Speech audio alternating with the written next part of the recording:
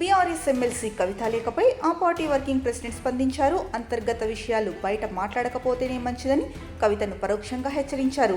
బీఆర్ఎస్లో ఎవరైనా సూచనలు ఇవ్వచ్చు, లేఖలు రాయొచ్చని చెప్పారు. బీఆర్ఎస్లో ప్రజాస్వామిక స్ఫూర్తి ఉందన్నారు. గతంలోనూ అధినేతకు లేఖలు రాసిన వారు అనేక మంది ఉన్నారని చెప్పారు.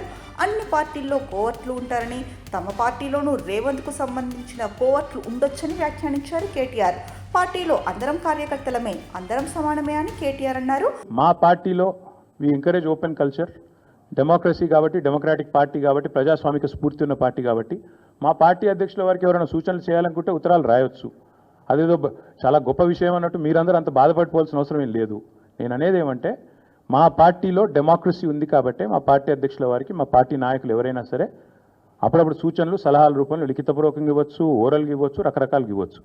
అట్లాగే నేను ఒక మాట మాత్రం చెప్తాను, మనం ఎవరైనా సరే పార్టీలో ఏ హోదాలో ఉన్నా కొన్ని విషయాలు అంతర్గతంగా మాట్లాడాల్సిన విషయాలు అంతర్గతంగా మాట్లాడితేనే బాగుంటుంది. పార్టీ ఫోరమ్స్ ఉన్నాయి, అధ్యక్షుల వారితో కలిసే అవకాశం ఉంది, లేదా ఆఫీస్ బేరర్స్ ఉన్నారు, కలిసి చెప్పుకునే అవకాశం ఉంది. కాబట్టి అంతర్గతంగానే కొన్ని విషయాలు మాట్లాడితే బాగుంటుంది. అది అందరికీ వర్తిస్తుంది, వీళ్ళకి వాళ్ళకని కాదు, అందరికీ వర్తిస్తుంది.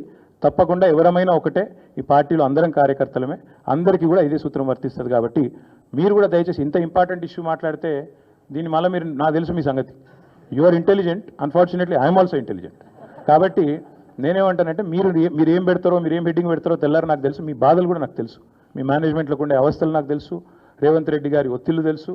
కాబట్టి నేను ఎక్కువ చెప్పను, ఒకటి మాత్రం చెప్తాను, మా పార్టీలో డెమోక్రసీ ఉంది, మా పార్టీలో సలహాలు సూచనలు ఎవరైనా ఇవ్వచ్చు, ఎట్లా అయినా ఇవ్వచ్చు. గతంలో పార్లమెంట్ సమావేశాల సందర్భంగా లేఖలు వచ్చినాయి, సూచనలు వచ్చాయి.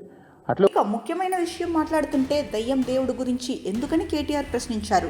తెలంగాణకు పట్టిన దయ్యం రేవంత్ రెడ్డి, తెలంగాణకు పట్టిన శని కాంగ్రెస్ అని, ఆ దయ్యాన్ని శనిని వదిలించడమే తమ పని అన్నారు కేటీఆర్. ఇక రేవంత్కు బ్యాగ్ మ్యాన్ అనే పేరు వచ్చిందని కూడా చెప్పారు. యంగ్ ఇండియా పేరుతో రేవంత్ వసూళ్లకు పాల్పడుతున్నారని ఆరోపించారు. నేషనల్ హెరాల్డ్ మనీ లాండరింగ్ కేసులో రేవంత్ పేరు ఉందని, సీఎం పేరు ఈడీ ఛార్జ్ షీట్లో వచ్చిందన్నారు. తెలంగాణకు ఇది అవమానకరమని కేటీఆర్ అన్నారు. రేవంత్ బుద్ధి వైఖరి మారడం లేదన్నారు. 50 కోట్ల రూపాయలు పెట్టి పీసీసీ చీఫ్ పదవి కొన్నారని మంత్రి కోమటిరెడ్డి గతంలోనే వ్యాఖ్యలు చేశారని గుర్తు చేశారు. ఇక కర్ణాటకలో యడ్యూరప్పపై విమర్శలు చేస్తే రిజైన్ చేయాలని ఆనాడు కాంగ్రెస్ నేతలు డిమాండ్ చేయలేదా అని ప్రశ్నించారు. రేవంత్ తెలంగాణ సొమ్మును దోచి ఢిల్లీ బాసులకు పెడుతున్నారని ఆరోపించారు. సీఎం రేవంత్ మాటల ముఖ్యమంత్రి కాదు, మూటల ముఖ్యమంత్రి అని అన్నారు. ఓటుకు నోటు కేసు ఇంకా ఎవరూ మర్చిపోలేదన్నారు. ఇప్పుడు సీటుకు రూటు కుంభకోణం బయటపడిందని ఎద్దేవా చేశారు కేటీఆర్.